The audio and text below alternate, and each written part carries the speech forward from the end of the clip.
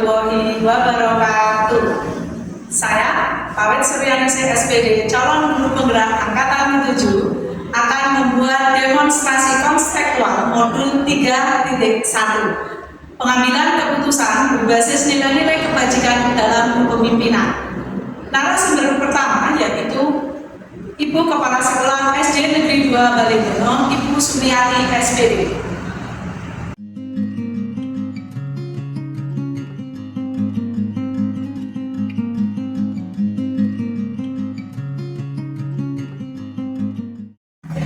Assalamualaikum Ibu. Waalaikumsalam. Ibu, Ibu sehat hari ini? Alhamdulillah sehat.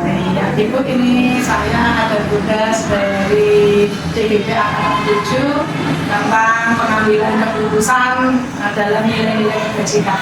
Nah, Ibu, selama ini di sekolah Ibu, apakah ada kasus-kasus tentang dilema etika?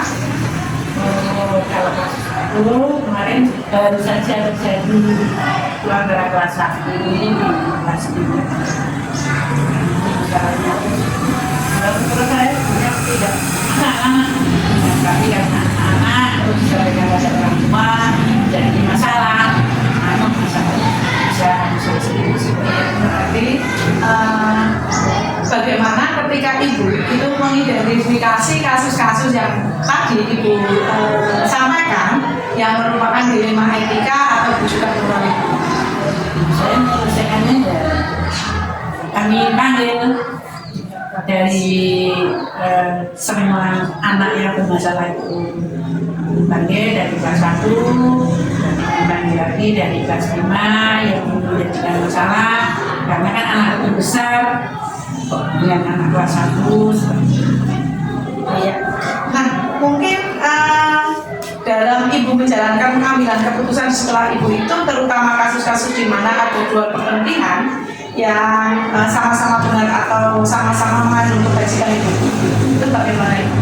Menurut saya untuk mengambil keputusan itu ya saya datangkan semuanya, terus saya juga minta pertimbangan dari rekan-rekan di sekolah, orang tua itu nanti jangan sampai ikut campur di masalah yang ada di sekolah. Ya, berarti Ibu cara mengidentifikasinya mengambil pertimbangan juga ya Bu ya, jangan sampai terjadi hal-hal yang tidak.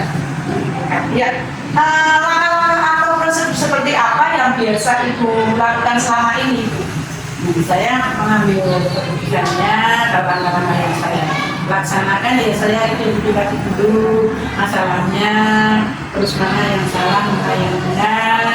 Saya sampaikan kepada rekan-rekan sekolah dan nanti keputusan itu saya ambil dari hasil musyawarah.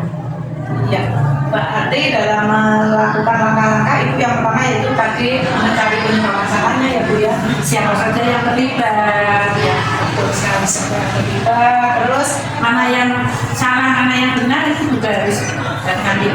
Ya, bagus sekali ya Ibu. Nah, terus selanjutnya Ibu, hal-hal apa saja yang selama Ibu anggap efektif dalam pengambilan keputusan, terutama kasus-kasus dilema etika Ibu? Hal yang saya lakukan itu ya kita menganalisis dulu lah dengan menyesuaikan antara karakter yang ada di sekolah sehingga nanti pada waktu keputusan mana yang salah, mana yang benar dapat segera diatasi. Ya, berarti yang pertama tadi Ibu jelas ya Bu yang menganalisis kasus. Iya, bagus Ibu. Hal-hal apa saja selama ini merupakan tantangan Ibu, tantangan dalam pengambilan keputusan pada kasus-kasus dilema etika Ibu? Hal yang jadi tantangan bagi saya tentunya mesti semuanya itu akan mencari kebenaran sehingga saya juga tidak langsung keputusan benarnya itu benar yang bagaimana sesuai tidak dengan etika atau aturan yang ada. Iya, bagus sekali Ibu. Tadi Ibu yang penting ada ya Bu, semuanya itu belum tentu benar ya Bu ya. Jadi Ibu perlu pertimbangan. Ya, bagus Ibu. Selanjutnya, apakah Ibu memiliki sebuah jadwal tertentu dalam sebuah menyelesaikan kasus dilema etika Ibu?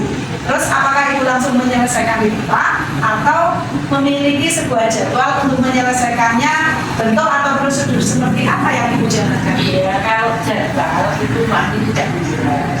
Namun kami setiap saat pada waktu anak-anak selesai senam atau selesai upacara, pada waktu menjadi upacara, saya menyampaikan hal-hal atau etika-etika yang harus ada di sekolah. Nah, kalau ada masalah seperti itu, kemarin yang sudah terjadi, itu ya saya tidak menjabat, langsung saya tangani. Ya, bagus sekali ya Ibu. Berarti Ibu tidak ada jadwal. Pertama ketika ada kasus itu langsung Ibu tangani. Ya, bagus Ibu. Adakah seseorang atau faktor-faktor yang membantu Ibu dalam mengambil keputusan dalam kasus-kasus dilema etika Ibu?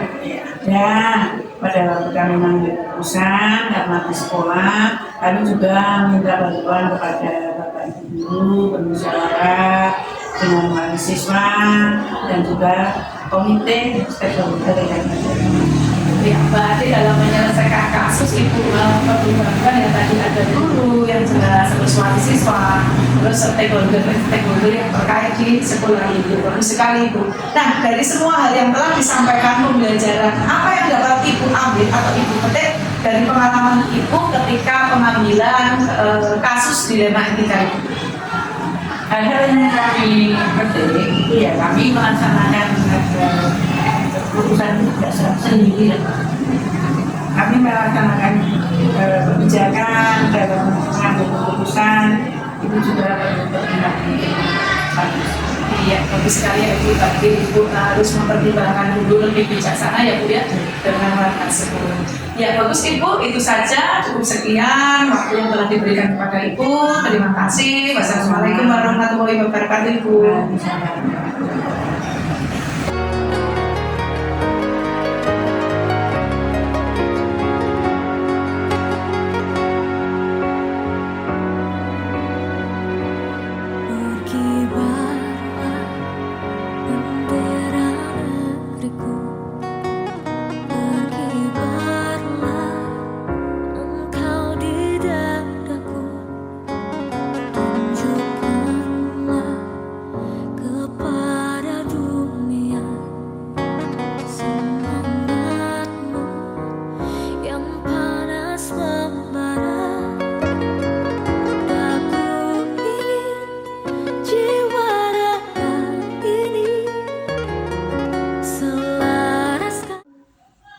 Narasumber yang kedua adalah Ibu Kepala Sekolah SD Islam 1 Balaidono, Ibu Alpia SPD.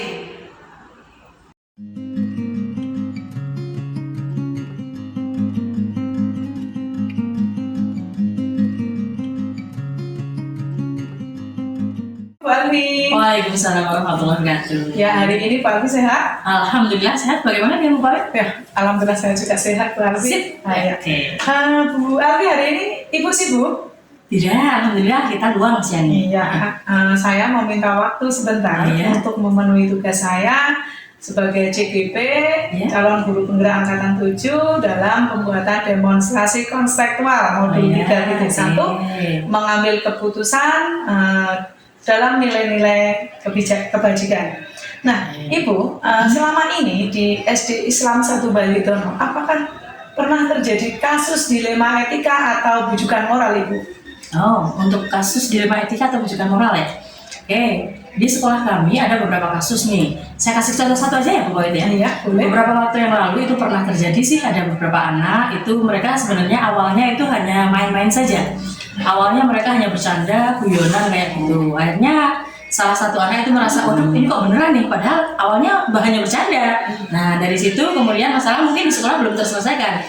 Sehingga pada saat anak itu pulang sekolah, laporlah si anak pada orang tuanya. Ibu, tadi aku di sekolah diperlakukan seperti ini. Nah, sebagai orang tua yang dilapori oleh anaknya, di mana orang tua kan tidak bisa melihat kasus yang sebenarnya, apa yang terjadi di sekolah pada saat itu. Nah, maka orang tua saat itu kemudian ini ngabari pihak sekolah, kemudian paginya mereka datang ke sini untuk menyelesaikan itu permasalahan. Jadi apa sebenarnya yang terjadi? Nah, setelah semua ketemu, anaknya, kemudian orang tua, dan dengan anak yang bermasalah tersebut kemudian sudah dapat kita selesaikan, dan ternyata mereka sebenarnya hanya bercanda saja. Itu jadi hanya salah paham saja. yang kemudian sama si anak dibawa ke rumah, kemudian disampaikan pada orang tua, di mana orang tua yang tidak melihat kejadian sebenarnya, karena yang namanya anak ya Bu Pawit ya, pasti wah ini anakku berlawan seperti ini nih. Nah, kemudian setelah adanya mediasi, mereka semua sudah berembuk bersama, alhamdulillah kasus itu bisa terselesaikan dengan baik. Iya, terkait kasus itu Ibu, bagaimana Ibu dapat mengidentifikasi kasus-kasus yang merupakan dilema etika atau bujukan moral Ibu? Saya melihat bahwa kasus dilema etika atau benar lawan benar, di mana itu merupakan situasi yang terjadi ketika harus memilih dan memutuskan satu antara dua pilihan, di mana kedua pilihan tersebut benar secara moral, tetapi bertentangan, sedangkan rujukan moral atau benar lawan salah, yaitu situasi atau keadaan ketika harus mengambil keputusan antara benar dan salah. Iya, bagus sekali Bu. Berarti kita tahu ya kasus yang dilema etika dan bujukan moral. Luar biasa Ibu. Selanjutnya, selama ini bagaimana Ibu menjalankan pengambilan keputusan di sekolah Ibu, khususnya di SD Islam 1 Baletono, terutama untuk kasus-kasus di mana ada dua kepentingan yang sama-sama benar atau yang sama-sama mengandung kebajikan. Oh, jadi begini Bu Pawit. Sebelum keputusan diambil dalam kasus dilema etika, terlebih dahulu kita harus melakukan beberapa hal, yaitu yang pertama adalah mengumpulkan fakta yang terjadi. Kemudian siapa saja yang terlibat dalam hal ini, menganalisis benar dan salahnya, kemudian membuat alternatif solusi, membuat keputusan, dan yang terakhir adalah melihat lagi hasil keputusannya atau direfleksikan kembali. Seperti itu Bu Pawit. Iya, bagus sekali Bu Alvin. Berarti Ibu sudah menjalankan dalam mengambil keputusan. Ibu sudah pertama yaitu tadi mengumpulkan fakta yang terjadi ya Ibu, terus siapa-siapa yang terlibat, terus menganalisis benar dan salahnya, terus membuat alternatif solusi, membuat keputusan dan merefleksikan kembali. Bagus sekali Ibu. Nah, terkait tadi itu ada langkah-langkah atau prosedur seperti apa yang biasa Ibu lakukan selama ini terkait kasus-kasus tadi? Kasus yang seperti tadi ya? Iya. Oke, dalam hal ini langkah-langkah yang dilakukan adalah seperti apa yang sudah tadi saya sampaikan tadi Bu Pawit. Sebelumnya tadi saya sudah menyampaikan seperti apa langkahnya. Kemudian di dalam hal ini itu kita akan mengumpulkan fakta yang terjadi, menentukan siapa yang terlibat, menganalisis benar dan salahnya, membuat alternatif solusi dan membuat keputusan, kemudian melihat lagi bagaimana keputusan yang akan diambil atau bagaimana merefleksikan kembali seperti itu. Bagus sekali Bu Alfi. Berarti Ibu sudah menjalankan langkah-langkah atau prosedur-prosedur untuk menyelesaikan kasus-kasus yang terjadi di SD Islam 1 Baletono. Oke, Ibu, hal-hal apa saja yang selama ini Ibu anggap efektif dalam pengambilan keputusan pada kasus-kasus dilema etika Ibu? Oke, hal-hal yang efektif dalam mengambil keputusan kasus dilema etika adalah dengan menelaah siapa-siapa saja yang terlibat, sifat urgen, mendesak dan tidaknya kasus dilema etika tersebut, dan pengambilan alternatif solusi.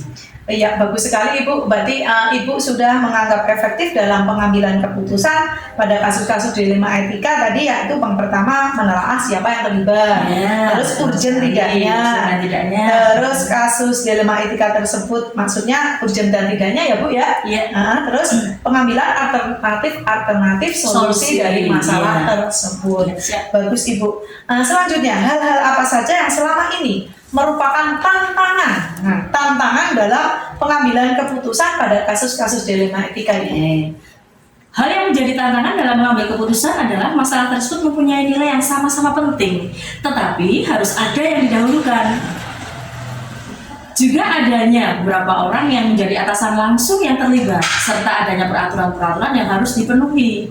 Tak kalah pentingnya dalam hal ini adalah nilai rasa yang harus diutamakan. Jadi dalam hal ini harus digarisbawahi nih. Jadi yang harus digarisbawahi adalah nilai rasa yang harus didahulukan. Seperti itu Bu. Iya, berarti tantangan Ibu tadi bagus sekali ya. Yang jelas tadi masalah tersebut harus mempunyai nilai yang sama-sama penting.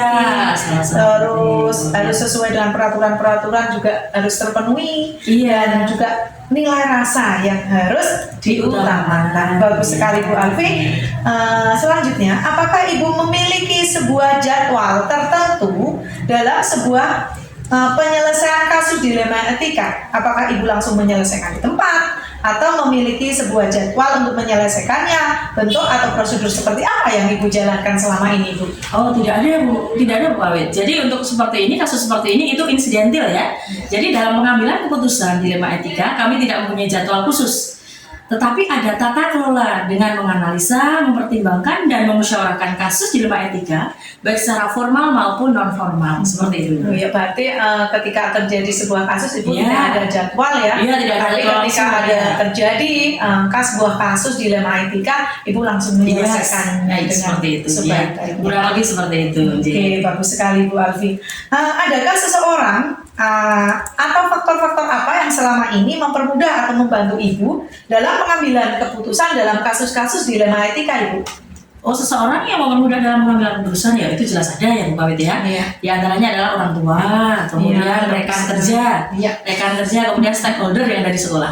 Kemudian mereka itu kan dalam pengambilan keputusan tersebut, dalam pengambilan keputusan dilema etika, itu adalah orang-orang yang terlibat itu adalah orang yang profesional, orang yang profesional yang menghargai dan menerima keputusan atasan secara langsung. Iya, bagus Seperti sekali itu. ya Bu. Berarti yang membantu Ibu selama ini untuk menyelesaikan sebuah kasus dilema etika itu ada orang tua, ada Iya. jelas guru atau rekan sejawat, terus stakeholder Iya, yang siap, terkait betul, dengan betul, SD Islam 1 Bali itu. Bagus Iya. sekali Ibu. Pertanyaan saya ya, dari semua hal yang telah disampaikan tadi, pembelajaran apa yang dapat Ibu ambil atau petik dari pengalaman Ibu mengambil keputusan dilema etika Ibu? Oke, pengalamannya ya. Sebelum mengambil keputusan, harus banyak-banyak menganalisa kasus yang ada.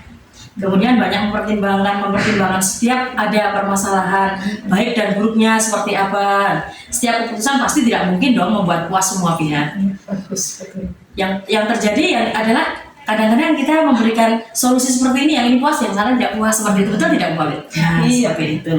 Sehingga semua yang terlibat dalam pengambilan keputusan harus siap menerima, menghormati serta melaksanakan keputusan yang ditetapkan. Iya, Seperti itu. berarti pengalaman yang Ibu ambil selama ini ketika Ibu menganalisa kasus, berarti Ibu itu yang jelas menganalisa kasus tersebut, terus mempertimbangkan yang jelas begitu ya Ibu. Iya, Iya. siap. Terima kasih Bu Alfi, Iya, itu sama-sama. yang bisa saya sampaikan. Ada kurang lebihnya minta maaf. Wassalamualaikum warahmatullahi wabarakatuh. Waalaikumsalam warahmatullahi wabarakatuh. Sukses selalu buat Ibu.